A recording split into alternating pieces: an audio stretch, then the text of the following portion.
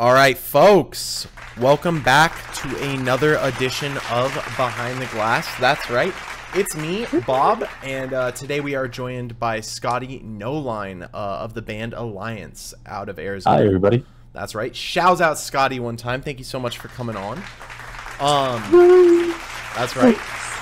And just if you're new here, or if this is the first time that you're watching one of these behind the glass videos, basically what I'm aiming to do is I'm trying to talk to as many people who are involved in the music industry in different roles to try to paint a picture of how everything operates, you know, behind the scenes, behind the glass, if you will, like the recording studio glass, in case anyone's been wondering where that comes from. But anyway, we're getting into it tonight with Scottie. Scottie, how are you doing today? I'm doing pretty well. Actually, that little bit of Hurricane Hillary just came through here earlier, so I was like, oh man, hopefully it doesn't like really pour down and stuff like that, which it kind of did, but now it's just sprinkling. So, but besides that, though, you know, just thanks for having me, and let's get right into it. Absolutely, absolutely. So, you're a part of a band called Alliance, correct? Yes. And just asking because I know weather just got brought up. You're from San Carlos, it seems, right? Yes. So, for me, I'm not super familiar with where that is. So, can you tell us where in Arizona that is?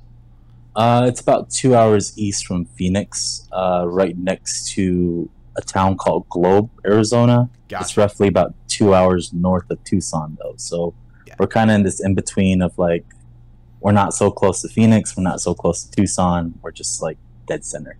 Gotcha. And it's as well too. It's a Native American reservation as well.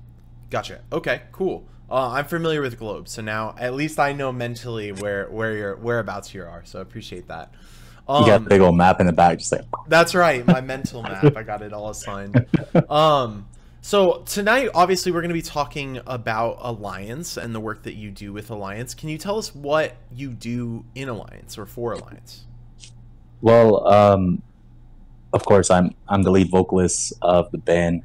To say lead vocalist is kind of crucial because there's multitude of vocalists within the band. So like Isaiah, our lead guitarist, he's a vocalist. Our rhythm guitarist, Aaron, he's a vocalist. Our bassist, Ashley, is a vocalist. We all sing, we all scream, and it's kind of like just this quartet, if you will. But besides being a vocalist, I am also a songwriter, and I do a lot of the management side in regards to my band, whether it's PR, of course, management, the business aspect, merchandise. What was it, the EPK that I sent you? I do that. And yeah, that's kind of really it. Gotcha. So I know that, you know, for bands or for artists, there's a lot of hats that get worn behind the scenes. And it sounds like for Alliance, you're wearing a lot of those hats. Oh yeah, definitely. I mean, if we even go back to the origin of Alliance, originally I started off as a rhythm guitarist and / clean singer, screamer. But as time went on, you know, bandmates leave, circumstances change. So my role has gone from being a rhythm guitarist to a drummer to a bassist, and you know, now here I am, lead vocalist. Okay, it sounds like you've played, at least for a time, nearly every position or instrument in the band. Yep. Wow. Damn. So you are very, very talented at what you do, I would imagine. I mean, I wouldn't say like well, at one point I was really great at guitar. I still can remember some of my scaling, and you know, I still can keep rhythm, and as well as drumming, I used to be very good at it. Now it's kind of like a lot of rust, but you know, that rust can come off. It just depends on what I focus on, you know. True. Gotcha. Okay. So when it comes to Alliance, can you tell us a little bit about how you guys got started? I know it sounds like you were doing a lot there at the beginning. So we got to go all the way back to 2013, actually. Okay. Back at the time, I wasn't in a band. However, I was posting a lot of YouTube covers, specifically guitar covers.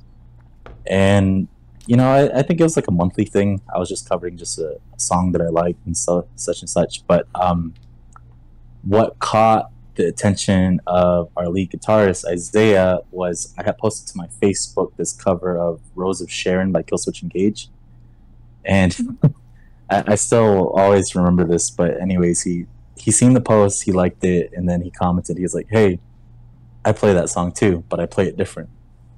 Oh, And that's kind of just what started everything. Was just like shortly, like I think maybe a week or two afterwards, he messaged me and he was like, "Hey, I'm trying to start a band. Do you want to be in it?" Because originally Isaiah had came from a death metal band that was like reigning here in St. Carlos called Unleashing the Catastrophe. And with that death metal band, he was a front man, and he was just like this godly-esque. I don't know if you're familiar with Corpse Grinder of Cannibal Corpse. oh, okay. Yeah, I'm familiar. So, I've heard of them. so he was basically the Apache Corpse Grinder, if you will. Gotcha. And everyone kind of had this fear of him because he's such a big guy, and then in reality he's playing such like pretty chords and nice arrangements, and so like I guess like a whole 180. And that was his whole point too, was just like, I want to do something different. He's like, and that's basically what our I guess you could say our mission was just be as different as possible. So that's Gotcha. kind of just the route that we went. Okay, that makes sense. So I have two questions. Number one, what genre would you say Alliance is? So I like to just say metal. And the reason for that is because one, music is all based on perception. So like one person can see this a certain way while another person can see it a different way. I will say that we take a lot of elements from death metal, hardcore, metalcore, and emo punk. I feel like those are the four root things that make Alliance. Yeah. I guess if you will, Killswitch Engage, At the Gates, Black Dahlia Murderer, Alisana, Bullet for My Valentine. Those are probably like a lot of core bands that create what it is that we do. However, though, our sound has changed over the years too. So there's some aspects that I guess bleed in more like gent. So like maybe After the Burial or like Periphery kind of gives a little more of a choppier feel, a more technical feel. Okay. So I mean, we're always kind of just reinventing the wheel, really. Gotcha. Yeah, no, it keeps things fresh, trying something new, challenging yourself. Like that's how you find, that's how you, I feel like, get better. Because if you're always doing the same thing that you're good at, you're going to make mediocre songs there, and you're going to get really good at making mediocre songs. But I definitely think that challenging yourself, like evolving as an artist, pushing those boundaries is how you make the, in my opinion, the best work. No, by all means. I mean, it keeps it interesting for yourself. It keeps it interesting for the listener. And as well, too, I always like having this feel for our fans. Like, you might think that we're going to go this way, but no, we're going to go that way. Yeah, and you'll never know. In a way, it's just like we're always going to keep you guys on your toes. And you probably might assume it, but at the same time, you might be totally wrong, too. So true. Very true. Okay. We're going to go through the questions. If you guys are familiar with the format here, you guys have heard these before, but could you tell us what is the hardest thing about, maybe all the hats that you wear for Alliance or just being in a band in general? I would say the hardest thing is, I think when I really think about it, it's more on the management side, specifically social media. Because I'll say, like, my personal social media accounts, I honestly don't really post anymore. Like, I might post some memes or maybe like a few like reels or TikToks in that case, but besides that, like, I don't necessarily have the energy to like post something, I guess, heartfelt, if you will. But it's because I'm so focused on Alliance's page. And as you see, like, our numbers with our Instagram's like 2.5K, our numbers with Facebook's like 2.4K, and that's grown like in the past year. I believe that's basically gone 100% from what it was before. So I think we're about 1.5, 1.4 last year this time.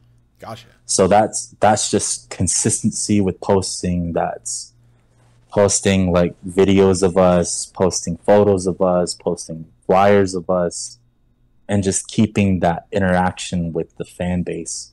Now, it's fun. It's nice to see all of the interactions. It's nice to see all of the likes, the shares, so on and so forth. However, it can be tiring because you're always doing it. Yep. And that's the only way it's going to grow too, is you have to always do it. You have Yep. to do it daily.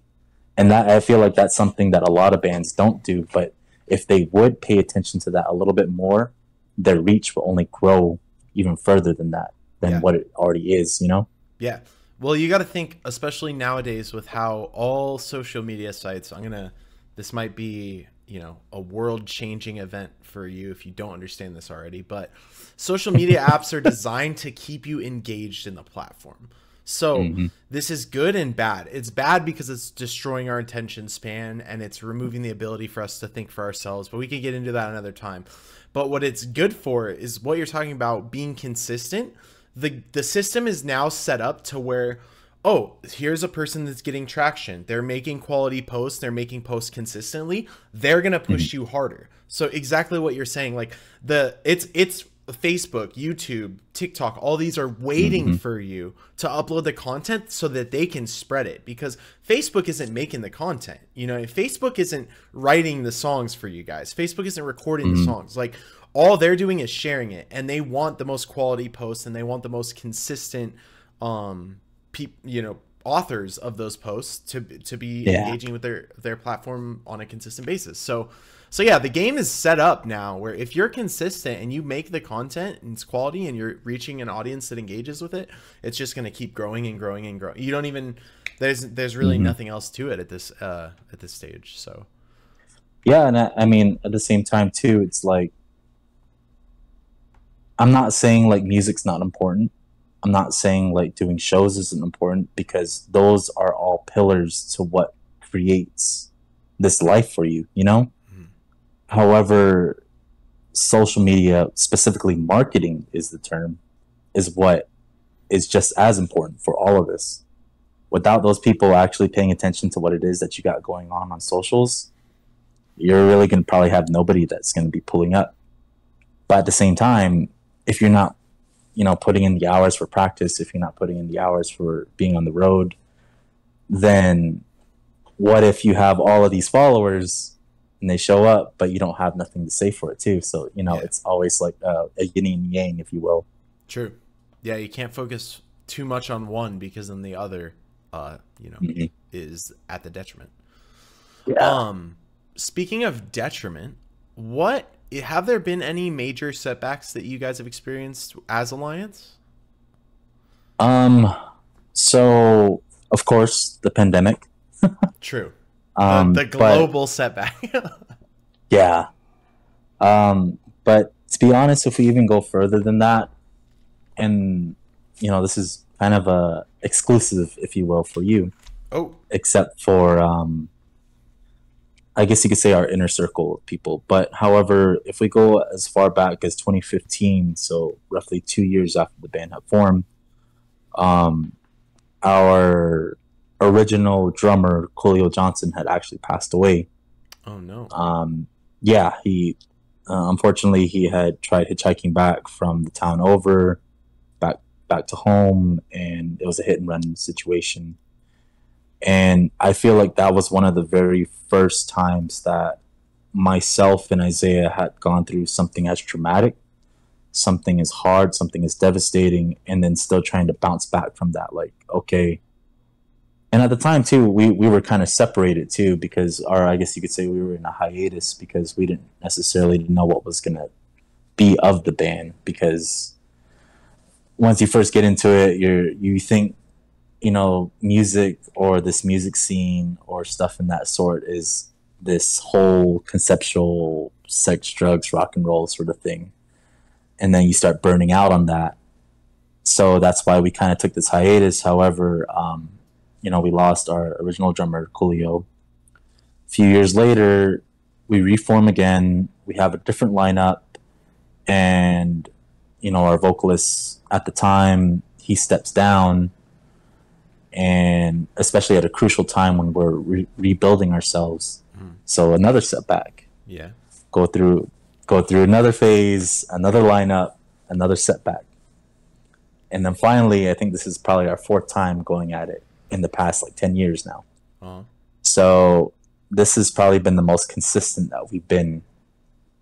And even though we had gone through a pandemic, even though, you know, there was other issues that had occurred during the pandemic besides just COVID, you know, there's a lot of health related issues that had occurred to some of our members. There's a lot of setbacks in our own personal lives, from losing jobs to, you know, having to move miles and miles away from each other to where we could even write music at the time. And what I'm getting at right here is just that we had gone through so many setbacks. However, what you see now is the course of all those setbacks finally starting to pay off. Gotcha. And still just saying, you know, fuck you to the setbacks. Absolutely. And that we're going to keep going. Absolutely, dude. That's a good way to put it. And you really do have to have that mentality, because like it's hard to get through something like that and then continue living, but to continue doing what you were doing, you know, when and where kind of that setback occurred, like it really takes like a lot of energy, like within you to like wake up every morning and say like, I'm not going to let this beat me. This isn't done yet. I'm going to fucking finish this. So kudos to you guys for doing that. Definitely rest in peace to Coolio. So sorry to hear that. Yeah. But yeah, I'm glad that you guys you're channeling that energy into something more positive now. And definitely more productive. You guys are I mean that. Yeah, and that's kind of the thing, I guess you could say, what is the driving force behind Alliance is that, you know, we want to inspire, especially the young Native American that comes from different reservations, such as our own, or like maybe our sister tribes or something of that sort. However, I just feel like Coolio would have wanted this, you know? Coolio would have wanted to see something like this happen.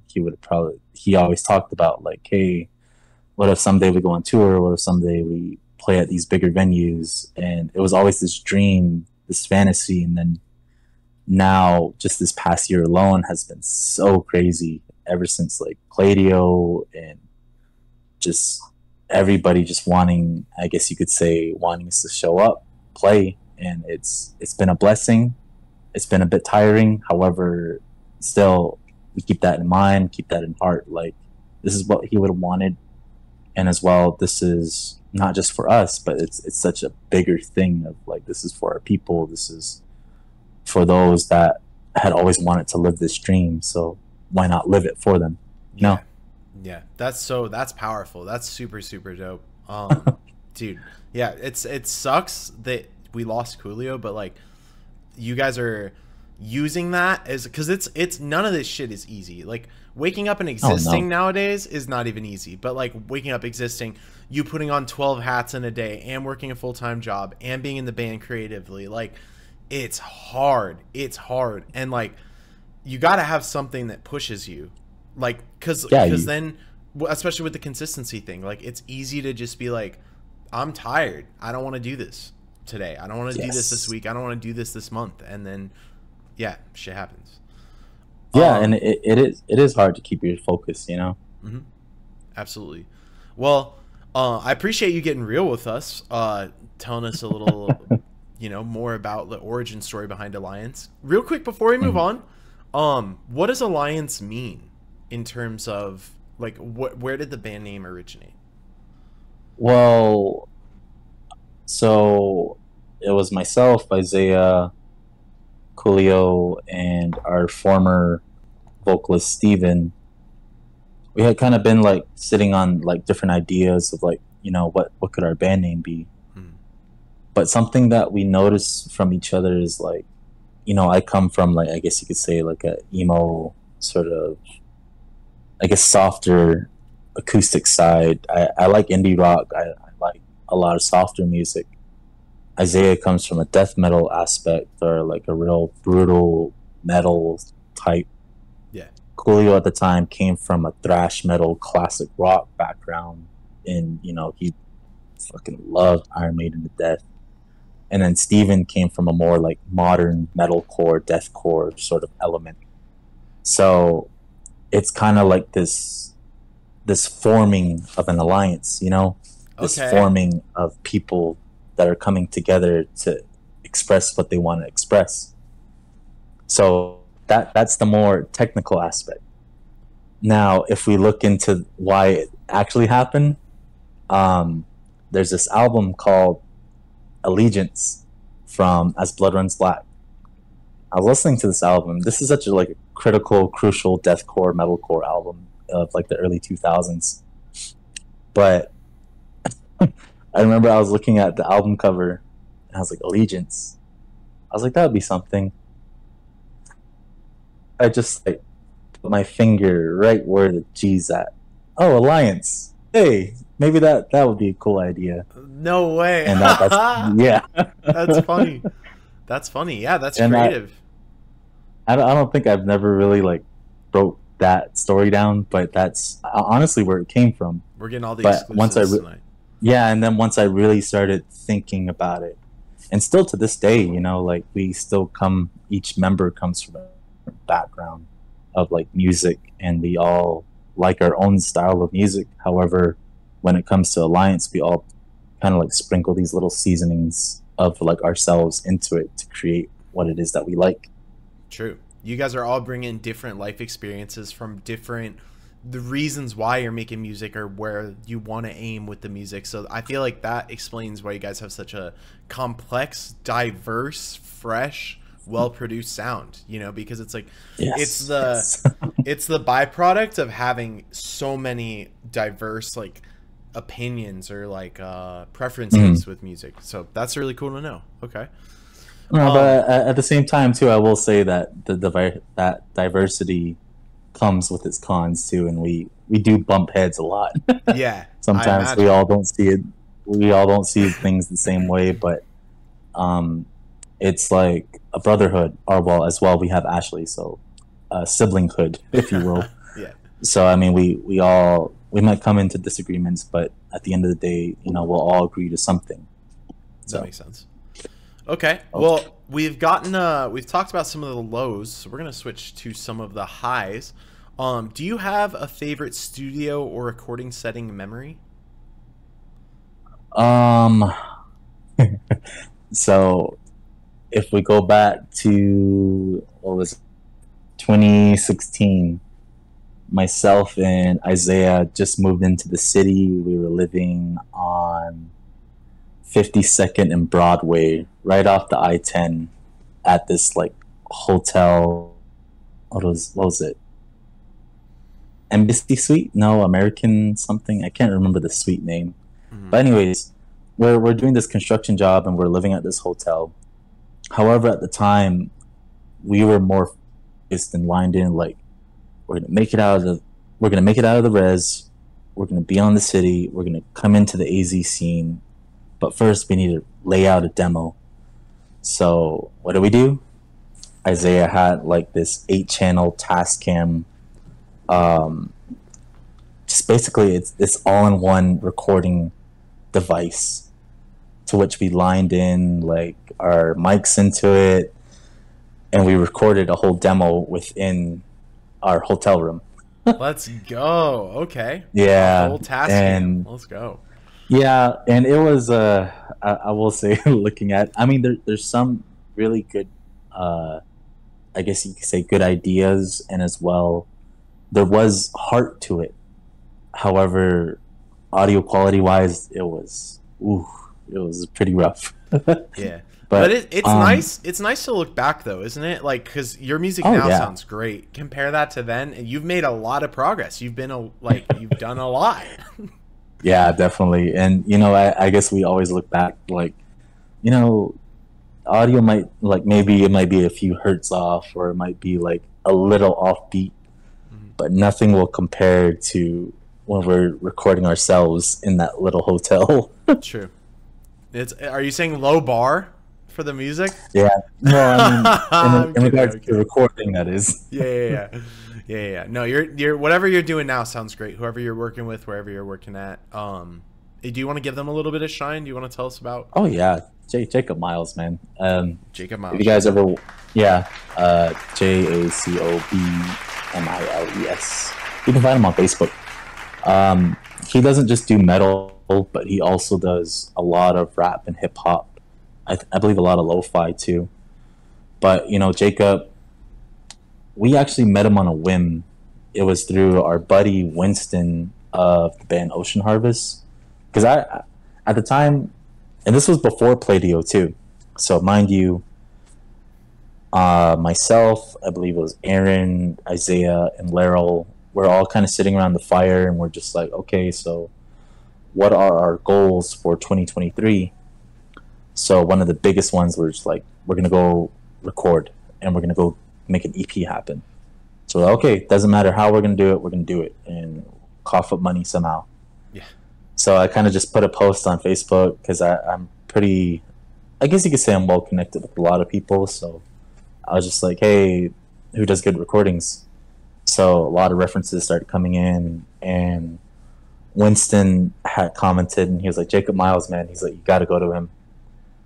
And the thing that made Jacob so different from all of those other engineers, and I told him this too, is that he's the only one that reached out to our band page, like just like that. And he was like, hey, this is who I am. This is what I've done. He's like, here's my portfolio. Check it out. I do metal, but also too, I do all of this other stuff. So just hit me up if you guys are down for it. Let's make it happen. Mm-hmm. And sure enough, man, like it just worked so well, so smooth. We were so quick to just be like, all right, let's get it done.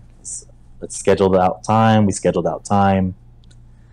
And I think the funny thing too, when I look at it too, is like, because for us, we're really, I guess you could say, or at least for me, I'm very business oriented. So like when it comes to working with a vendor, a sound engineer, a promoter, I want to get them paid. I want to talk, make good of everything, and represent us pretty well. So I remember, like, as soon as we were done with our first day session, I like pulled out the cash that it was going to cost that day, and I was like, here you go. And his eyes just got so big, and he was like, what? He's like, we're not even done recording. And I was like, no, like, we trust you. Like, this is just, I guess you could say, this is our deposit, and then tomorrow you'll get the rest as soon as we're all done recording this whole EP. And I think from there, we just not only connected as friends, but as well as like partners in regards to bringing this all together. So I guess that's another piece of advice for anybody out there, is like, understand that everybody has value to bringing your art to out there, whether it's a photographer, somebody that's a marketing agent, maybe somebody that does PR, somebody that is a promoter. Just always represent your band real well, and simultaneously make sure that you don't get on their bad side too. Sure, for sure. Okay, so last question I got for you before we get into the AI overlord requests of the week is, do you have a favorite song that you've worked on, or project that you've worked on so far with Alliance? Man, I want to say Misery. Misery is the last track of our EP. Technically, Misery came out back in 2022. So, another story for you. Let's go. I'm ready. I'm ready. Okay. So, right before the pandemic hit, we were like on this roll, like show after show. I think we hit like maybe 6, if not 7 shows within like 3 months, which is really consistent, especially for a local band. And it takes time. Just for clarity, it takes months in advance when you're getting a show. So to have 7 of them in a 3-month period, you're juggling multiple promoters, probably multiple locations, multiple guarantees, multiple ticket deposits, picking up the tickets. It's a lot. That's a lot. 7 in 3 months is a lot. Yeah, it really was. But anyways, so there's this live sound engineer by the name of Darren. I can't really pronounce his last name, but he's from the band The Ephemeral. But anyways, he was doing sound for Club Red at the time, and then he was also doing sound for Palo Verde Lounge. And his band was playing, or we both ended up on the same bill for Palo Verde. And at the time, he was just like, yo, he's like, I really love your sound. You guys are really raw, but he's like, I feel like you guys could shape into something. He's like, let's talk about studio, because I have my own like home studio, and I'm just trying to build my portfolio right now. So let's make something happen. Mm-hmm. All right, cool. A few weeks later, everything shuts down. So I was like, ah, man. Damn. But then fast forward about a year and a half later, I message him, and I'm just like, hey, like, everyone's kind of coming out from underneath the rock. Everybody's slowly starting to go back to shows. Yeah. I'm like, hey, is that studio time still on the table? And sure enough, he was like, yeah. He's like, I really wanted to work with you guys. So he's like, let's make it happen. So then we drive all the way out to, it's off the 51. It's like 51 and Cactus Road. So like pretty high north. Yeah. But we get up there, get to his home studio, and I feel like Darren had such like a chill vibe to him, because you know how like some people who are in the studio, they want to get it done. Let's move on to the next track, let's move on to the next layer, let's move on to the next thing. Darren was just more like, all right, he's like, maybe that's not the take right now, but we'll come back to it later. He's like, let's get this section done, okay, let's break, let's take a cigarette break, let's go smoke about it real quick, come back in, do it again. And it took maybe about a good 10-11 hours for us to get the whole track laid out. But because of that one track, that is what led to winning Playdio. That's the track that John Holmberg had loved, was just so impressed by. And because of that, that spiraled into our first music video, that spiraled into all of this all happening. So I guess you could say that's my favorite track, because that's what really set everything off for everything. Gotcha. And which track was that? Misery. Okay. I know you'd mentioned Misery before. I just didn't know if it was the #1 favorite. So definitely. Oh yeah. We played that at the beginning. I'll definitely play that on our way out. But yeah, definitely. Shouts out to Alliance. Shouts out to the music you guys have already done. Shit is incredible. And I'm super, super excited for whatever you have next for us. But before we get into the new music, we got some questions this week. I went to our friends, our AI overlords, and I said, hey, I'm going to be talking to Scottie from Alliance, and I need some things to talk about. And it said, why don't you talk about this? And so these next questions are those. The first one, metal music has faced its share of misconceptions and stereotypes. How do you challenge those perceptions through your music and interactions within the industry? I feel like the first is, don't be afraid of change. Don't be afraid of working with different people, working with different artists that aren't of the metal genre. You know, like we played with what's his name? Dedicate. I don't know if you're familiar with him, but he's kind of like this. He's a rapper too, but also has his own like kind of alt sort of twist to it. Oh, okay. And then as well too, you know, we played with like rock bands, we played with like more like folk bands, and even though we might sound a little off, or we might sound different, or maybe even sound way out of our league or way out of our scope, you know, those are the moments where, one, we remember the artists that we jammed with during those moments, and those artists remember us too. And I feel like the combining of different scenes is what really brings everybody together, because at the end of the day, we're all musicians. Yep, and we're all fans of music. Yeah, exactly. And we could all appreciate something, at least some sort of song, some sort of BPM, some sort of beat, something out of each other's musics, you know? Yeah, exactly. For sure. So I feel like that, but then also for us personally, challenging the stereotype is like everyone expects us to be very like aggressive, very mean, very stern, I guess you will. One, because we're natives, because specifically Apaches, and you know that's kind of our history as Apaches. But two, because we have we have like guys like Isaiah, we have guys like Laryl that are just like these really big guys with long hair, and they look very intimidating, but they're so sweet, they're so nice, they're so jolly, Yeah. and it's just a matter of just saying hi, just like, and you'll just notice like, because I could just see Isaiah is just like, sometimes you'll hear him like, man, why doesn't anybody come up to me? It's like, well, you're a pretty big dude, man.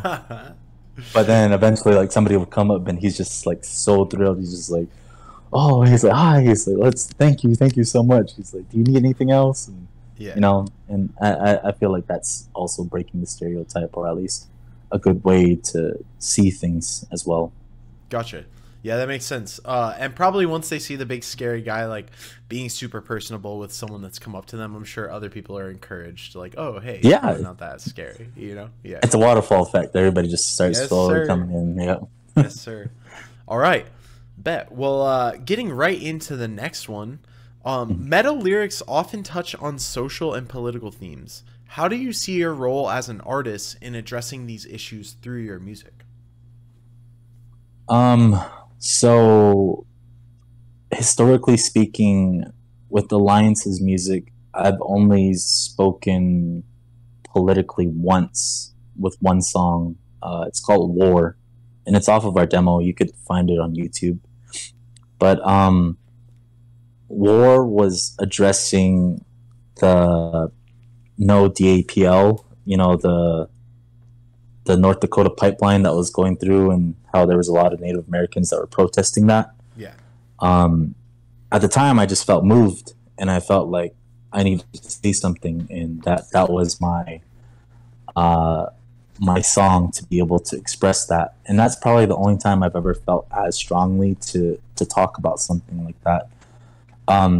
But besides that, I more so talk about one, internal struggles, so a lot of mental illness, like for example, Perception of Madness is about BPD. um, Misery is about just the state of mind of just being in I guess you could say a toxic environment, or if not that, just especially like the pandemic, how it affected everybody. Mhm. But I feel like another one that I really took into account, that's not necessarily political, but something that's very relatable, especially if with rural areas, small towns, and specifically reservations, is Chains. Um, to speak on a more personal note, Chains is a song that addresses somebody that I love, somebody that was really close to me in life, just go down this road of being a drug addict. And it's something so common that you see, whether it's somebody that you grew up with, somebody that was maybe your role model at one point, and they just kind of take this whole right turn. And with that happening, you can do so much, but at the same time, it's up to them to be able to come back to you, for them to change their ways. Yep. And you know, that's just that whole song. That's what it's about. That's just about me pouring myself out, of saying like, I just want you to come back home. Specific, I literally say that in the chorus. Right. It's like, just please, just come back home. Yeah. But I feel like, although it's not a political topic, it is something that's so relatable amongst everybody, anybody that's gone through that.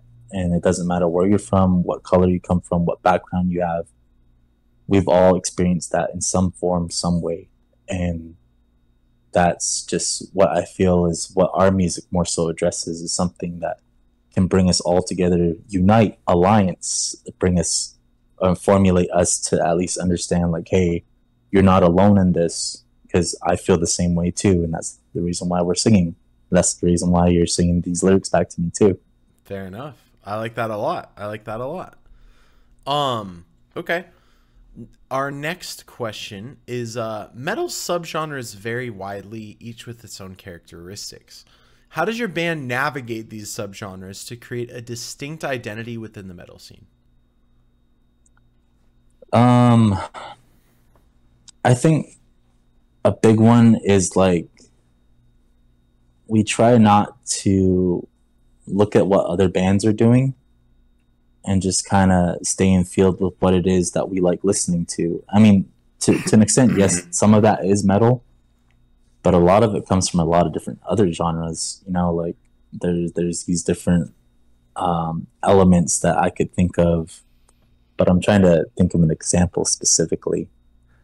Um, it's more with our newer music, and I don't really want to bring out like, hey, we got this going on, but I will say like there's genres that are being incorporated into our newer stuff that you wouldn't really expect to be in metal. But then again, too, and that's why I say is like our music is so, it's all based on perception. It's somebody can see it this way, and then another person will see it a whole different way. Yeah. And for us, we don't like to keep ourselves within a box too, so that's why we try to get ourselves out, try to work with other people, and at the same time, you know, we still keep it true to ourselves, and you're like, yeah, that's definitely an Alliance riff. Yeah, that's definitely something that we would do. But simultaneously, it's like, well, what if we just poke at it like this, like, and see what happens to them? And normally that's the route that ends up leading like to greater stuff, or also has us be like, damn, like we should have been doing this a long time ago. Yeah, right. Well, I mean, I feel like the music journey is a constantly learning like things that you wish you could have been doing long ago. Yeah. But the good news is you can do it differently going forward. Can't go back and change the past. At least I've been looking for a way. I haven't found one. If you find a time machine or any way to right your wrongs, let me know. I would love that information. Our next question, though, has to do with how has the metal genre evolved over the years, and what unique elements do you think your band brings to the table? I think so. I've been into metal since I would say about 2005. So that's about almost 20 years. The band that got me introduced to metal was Lamb of God, specifically the Philadelphia documentary. That's something that will just always be engraved in my head, seeing Randy Blythe just sing 11th Hour. But from then to now, I feel like there's this whole generation that's trying new things. I feel like a big band that I can think of is like Bring Me the Horizon. Mm-hmm. You know, Bring Me the Horizon came from a deathcore background and just evolved themselves into this metalcore band, which then turned into like this hard rock band, which then turned into this alt band, and they just continue to redefine themselves. And that's what I like about it. And I can get with that. However, a lot of people that come from an older background of metal, they're like, what are you doing? Like, what is this pop stuff? But in reality, like, even Ollie Sykes himself has said it, is like, well, why not be the biggest band while also being the heaviest thing that you'll hear on the radio, you know? Mm-hmm. And that's such like a great thought process to think of, is like, you're trying to expand, you're trying to make this scene grow, but the only way that's going to happen is if you have bands like that introduce other people that maybe might not like the heavier stuff, but they will go to a metal show. Mm-hmm. And Bring Me the Horizon is always bringing like these more like heavier bands on tour with them, or if not, they're even going on tour with more poppier bands. So like that's just such an experience, and I feel like, man, like if only more bands could do that, because then you'll only just bring more people into this, which they'll just go down this whole rabbit hole, just like how it is with like any genre. At that, it's like once you find a new artist, once you find a new genre, you're just like, oh man, I gotta know everything about this. And so I'm gonna look up this band's whole catalog. Oh, there's other bands that sound like this. I'm going to look up their catalog. Oh, there's a subgenre of this, and I'm going to go down that. So, you know, it only helps the scene in whole. But then there's a lot of people that are just kind of stuck in their own ways. And, like, I feel like we've experienced that. Like, there's some people that they guide us. Like, well, you guys are on the right path. But, and it's just like, well, no doubt, I'm always open to hearing everybody's suggestions and opinions, but it's like you're not doing what it is that we're doing, you know? Like you honestly don't fully have a say of how we do things because it's us five that create this band. Yeah. And if we feel like we want to do it, we're gonna fucking do it. Right. And it doesn't matter if you like it or not. You can't take like advice. You can't take advice from people who have never done what it is you're trying to do. Like just Yeah. Like, because what the fuck what do they know? You know, like what do they know? That's why like you can't go to a job that requires 4-year experience with no experience and then get the job because they're like, we need someone that knows what the fuck they're doing, respectfully. So Yeah. I feel that. But I wanted to say, Bring Me the Horizon is such a good case study on this because I feel like probably more than any other band before they have adapted to what they're new. I would say it's like pop. You got to put pop somewhere in like the new album that's about to drop like what 3 days from now or something like that. Like you have to mention pop because like especially they're doing songs with Lil Uzi Vert. They're branching out to much more than their original fans. And I know specifically with Bring Me the Horizon, maybe more than any other band, that their old fans feel like they have been betrayed by the band. Yeah. But it's exactly like you're talking about because, you know, Bring Me the Horizon, obviously they want to expand. Every band wants to expand, be bigger, do bigger things. And they've for a long time been at the ceiling of what is possible in the metal genre. They've grown bigger than the metal genre. So then they started doing like less screams, you know what I mean? More, you know, rhythm stuff, more melodic stuff. And then they kind of grew out of the rock ceiling, if you will. So now they're going after like pop and hip hop. And it's inevitable because they want to continue growing and they're at the ceiling. For those times you couldn't name like back in the day a bigger, heavier band than Bring Me the Horizon. And so it's so tough having to walk that line of appeasing the people who got you to where you're at while also being brave enough, courageous enough to push the envelope in the way that you're describing, because it's gonna take Bring Me the Horizon walking for bands like Alliance to run. You know what I mean? Yeah. Because it's not going to be the first time that people have heard or been exposed to something like as genre blending as what you guys are doing. No, for sure. I mean, I think when you look at it too, like with Bring Me the Horizon, since they're upcoming in the past decade, in the past roughly 2 decades of them being a band, like people have followed that same systematic, I guess, growth that they've been doing. Oh, whoops. Good. No, okay. Nothing happened. But anyways, it told me that my power is about to go out. But anyways, so yeah.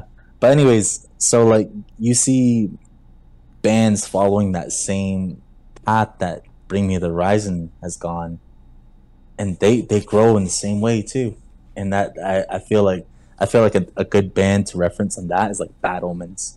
Bad Omens, especially their earlier stuff, sounds just like Bring Me the Horizon.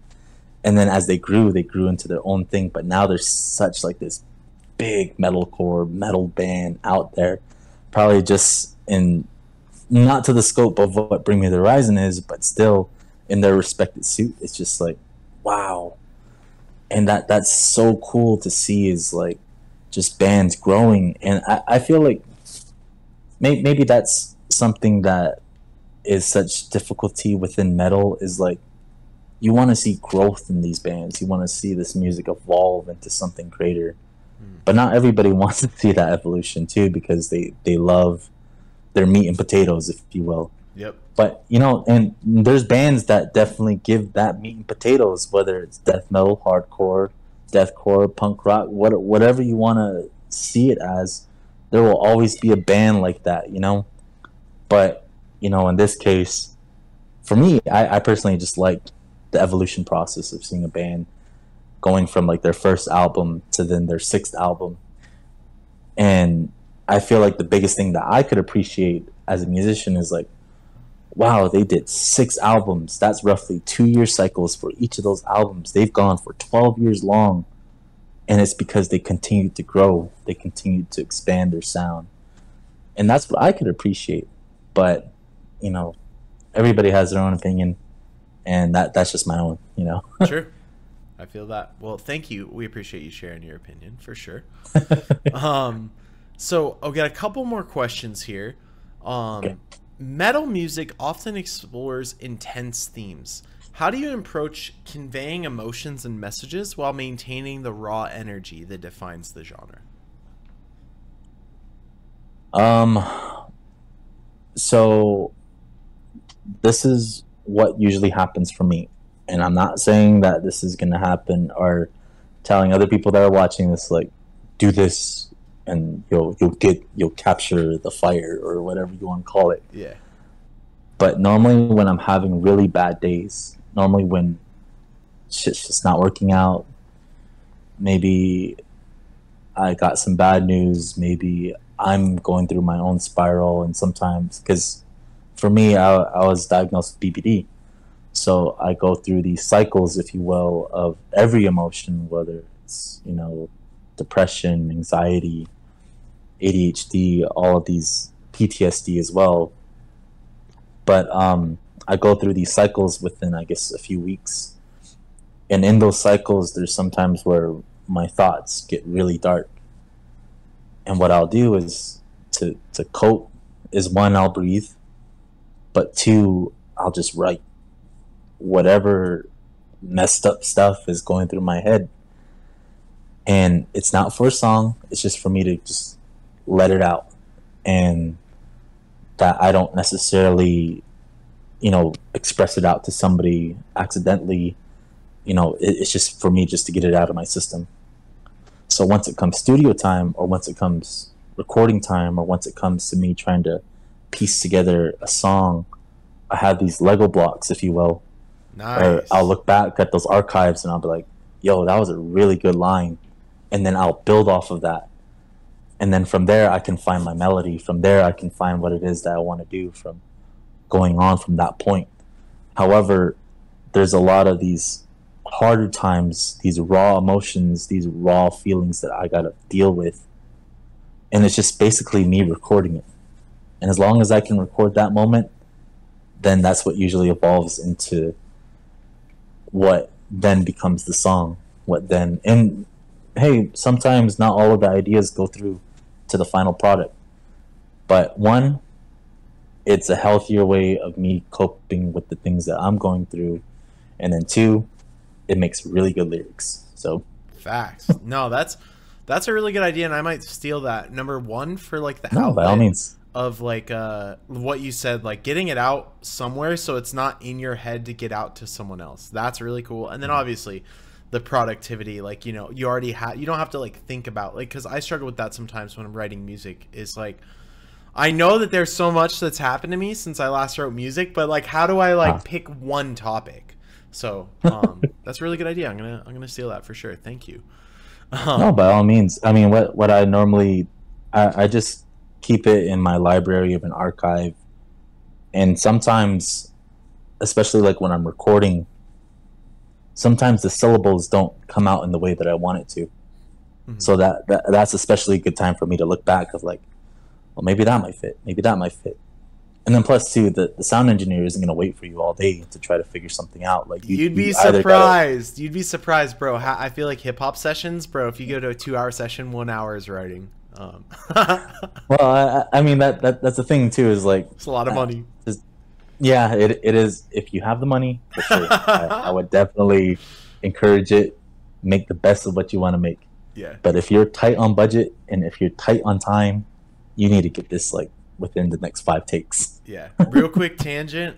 Snoop Dogg allegedly records by he just gets super high in the studio, and then he plays the song, and then he'll say one line, and then they go back, they play the song, and he'll say one line, and like he'll smoke and take time to write that one line, and that's how he does it. Like what's the not ad lib, but punch recording. So that sounds like Wheezy. I've heard that. Yep, you know, Wheezy's done that for like the Carter 2 and the Carter 3. Same thing. So, yep. But hey, I mean, everybody has a different way of working in the studio too. You know, some people will already have everything all written out. Some people are diehard to how they've written it too. But you know, everything can always just be shaped. That's where I feel like studio magic really happens too. True. True. We have 2 left. There's one which is metal concerts are renowned for their energetic atmosphere. How do you prepare for live performances and connect with your audience on a deeper level? So, well, I guess to answer the first part of that, which is to prepare for the performance, I do a lot of stretching. Okay. I'll take probably a good 30 minutes to stretch, and that's just to limber up, to feel like I can move, because even though I'm a little bit heavyweight, I like to move, and I like to make people feel like you can move too. If I can move, you can move. Absolutely. You have no excuse not to move. True. If I can move. That's true. So, I mean, that's just me getting really involved. But then, two, it's normally like between sets, and that's where I feel like a front man needs to learn how to work, I guess, the audience. And it took me time to really understand that too, is like, talk to your audience, let them know like you hear what they hear, or like let them know that you're there with them. Specifically, like how would I put this, like, so I'll get the mic and I'll just be like, hey, like, Phoenix, Arizona, are you with me? And I might just be like a little bit of a level, and I'm just like, nah, fuck that, are you with me? And then that second roar is when I know, like, okay, this is how much of them I actually got. Yeah, So true. it's all right, since I got all of you, get in the pit. That's show right. me what you got. Open that shit And up. and that's usually what it's like, a not a yin and yang, but it's more like a push and a flow. So, you know, I gotta taunt them a little bit so that they can be able to move a little bit more. But the more they move, the more I get pumped up by that too. So it's like, hey man, if you give it back to me, I'll reciprocate that right back to you. And I feel like that's where we get personal. Specifically for the song Reassemble, you know how in the intro it has like such a clean cut sort of flow of a guitar riff? Right. So normally during that section, I have people get their phones up and turn on their lights, or if not, if you got a lighter, get your lighter up. If not, get your hand up. And in that case, I can interact with the crowd to have them understand, like, hey, I can literally see who's participating at this point. Let's have fun together, because I have my hand up. And I'll be like, all right, 1, 2, 3, go. And then we just go side to side. And then usually that's where everybody feels like, I guess united in that moment. True. And so that's how it works for me. Maybe it works different for other artists, but that's how it works for me. No, that we appreciate you sharing. Stuff like that is, I feel like these topics, these questions, this is what people don't usually get exposed to. These are the kind of behind the glass goodies that we're looking for. So, oh yeah, we got one question left, but I just wanted to say I super appreciate you making time for this today and coming through. You've shared a lot of gems, both in like, you know, from like the creative side of the music, but also from like the business side. So we appreciate you being available for this. Oh man, I mean, I enjoy talking, you know, and I appreciate you having this podcast to have a moment to speak, you know, because I talk like on social media a little bit, and then as well too in regards to our band page, but besides that, like, I don't really have anybody to talk to. So I know that the people that are watching either right now or later are gonna be like so engaged, and they're Right. gonna be like, wow, like this is what I wanted him to talk about, you know, or who knows. For sure. No, I'm sure people that have been following you for a minute are gonna love some of the insight you've given into the band. Exclusive to Behind the Glass. Yeah, So don't exclusive, get it twisted. just exclusive. That's right. So our last question tonight is, exploring technical prowess is a hallmark of many metal bands. How do you find a balance between musical complexity and creating a relatable sonic experience? I feel like I feel like, but Right. feel like it has to feel right, like in your heart, in your gut. And I that's normally like a back and forth that myself and Isaiah always go through, but not just him and I, but now like Laryl, our drummer, and Aaron, our rhythm guitarist, we've all accumulated like, so normally how like songwriting goes is Isaiah will bring up a riff. Maybe it might be technical, maybe it might just be more like meat and potatoes. Mm. Okay, Laryl's got like a good just steady beat, just something that sounds like it, but not really exactly what we want.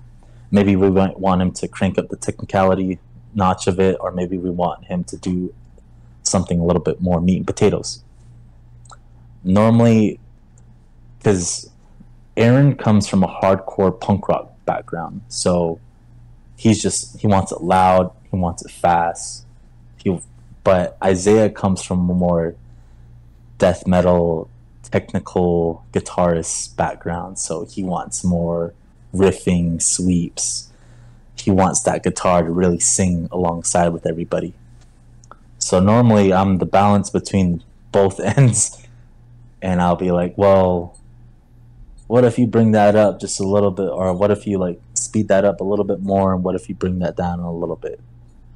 And it's just usually a back and forth, but then the moment that we all kind of give each other that look, it's like, yep, we got it. Like that's what we want. But that's where the feel comes in. Is like you have to have it. I don't know if it's like a musician thing. I mean, of course it's a musician thing, but maybe like people who paint, maybe people who do photography, you get that one shot or you get that one moment where it's like Picasso, you know? Yeah. And at least that's kind of my best way of explaining it is like, but then sometimes you have songs that you want to be nothing but just meat and potatoes. You want songs that want to just be nothing but technicality. Maybe you just want a song that's nothing but clean vocals and clean guitars. Maybe you want another song that was really disordered and really freaking punched to the face. Right. Maybe that might be the message, but overall, it's always going to come down to how you feel in your heart. As long as you're okay with it, then it doesn't necessarily, at least to me, it doesn't necessarily matter to what anybody else could think of it, because that's true to yourself. That's what you bring to this world. That's what it is that you want to express. And I feel like I've came across these group of men and women, Ashley, to which we all have a good understanding of each other's, I guess, musical capabilities. Ashley is such a great singer. You know, Aaron's a great singer too. And that's the beauty of it too, is like when people can do more than what it is that they, I guess, signed up for. So like Aaron was just supposed to be a rhythm guitarist. Ashley was just supposed to be a bassist. But then it's a plus that they can sing too. So it gives these different components of like, yo, we could run harmonies. Yo, we could do like screaming harmonies. And it's like you get like these different tools that you can apply to bringing that feel alive, you know? Mm-hmm. And I guess that's kind of the best way that I can describe it. But who knows? There might be more technical terms of how to describe it. But that's just me, and that's why I do this, just to make music. And if people are inspired by that music, then you know that's a win for me too. I feel it. Well, once again, Scottie, thank you so much for all the wisdom, everything you shared. Do you have any final thoughts that you would like to share with the audience before we head out for the night? If you're a musician, keep going. Like, no matter how many setbacks, no matter how many no's you get, no matter how many times you fall, just keep going. Yep. Because it's going to be up to you how far you go on this journey. You're the one that decides your future in this. And whether you just want to be a local band, a cover band, whether you just want to be just somebody that stays at home and just produces at home, that's going to be all on you. But you have the power to be able to change that too. But it comes with a lot of work, a lot of consistency, a lot of time. But if you're willing to give that, that energy will all be reciprocated and everything will all start flowing just in the way that you want it to do. So, but it takes time though. I think that's another big thing too, is just be patient. Be patient with the process, because maybe somebody else got that gig. Maybe somebody else got that tour. Maybe somebody else got that hit.